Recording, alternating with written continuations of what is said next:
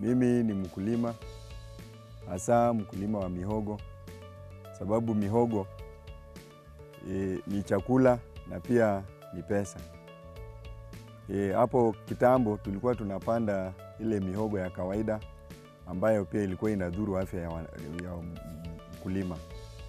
Lakini tukakuja tukafunzwa mambo na hii mihogo ambayo inatumika na watu na pia na wanyama. Hasa these improved varieties ambayo tuliletewa, the MH varieties and the MM. Kwa hivyo sasa those series ndio zile sana level yao iko chini na pia ina mature within the shortest period. Kwa hivyo wakati tulianza kupanda hiyo mihogo tuliona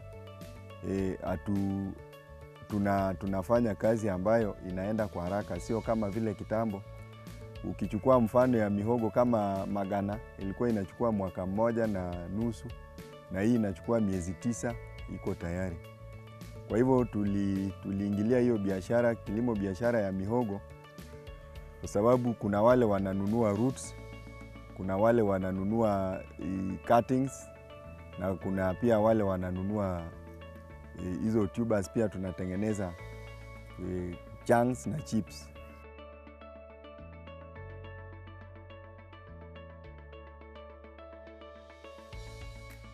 Today I want to share with you on how to grow cassava successfully. We shall start with land selection. We select land that is not rocky, that is not waterlogging. Then we prepare. First and second harrowing are okay for cassava production. Then we move on to seed selection. We select cassava seed from the fields that are clean, that doesn't contain 2 cassava major diseases, that is cassava mosaic disease and cassava brown streak diseases. This can be seen on the leaves.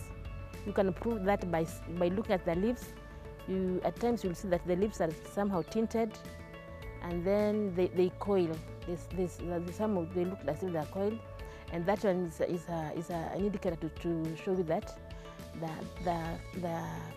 the cassava is infected with the mosaic disease, cassava mosaic disease, which is very much infectious.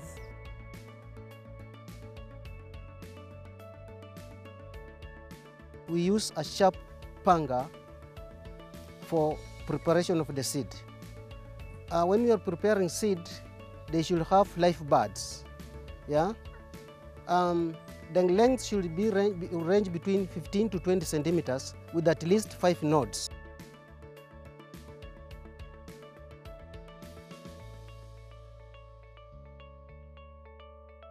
You keep dropping 1 meter by 1 meter. For the cassava for commercial use, usually it's 1 meter by 1 meter. That's the spacing for cassava. And if you want to plant for seed production, it's 1 meter by 75 centimeters. It's good for farmers to intercrop legumes in the cassava fields, because the legumes trap the nitrogen from the atmosphere and fix the nitrogen through their nodes into the soil. You can use like the groundnuts, you can use the beans, the soya beans, the sesame seeds. Let's say all types of legumes are recommended for intercropping with the cassava. For the improved varieties, cassava takes around 8 to 12 months. And then for the local varieties, it takes around 18 to 2 months, to 18 to 20 months or 24, around there. They take a much longer period. That's why we emphasize for farmers to plant the improved varieties. And depending on the good agronomic practices, for improved varieties, they put around 6 to 10 tubers, big tubers.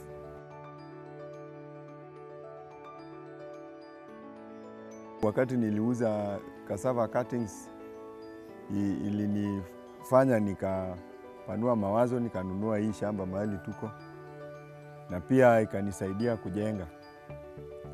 Ya pili pia imenisaidia kwa kulipa karo ya shule kwa watoto, Na pia inanisaidia kwa shughuli ndogo ndogo ya familia. Kwa si kama saa hii inaweza kodesha shamba kupitia kwa hiyo pesa ya mihogo.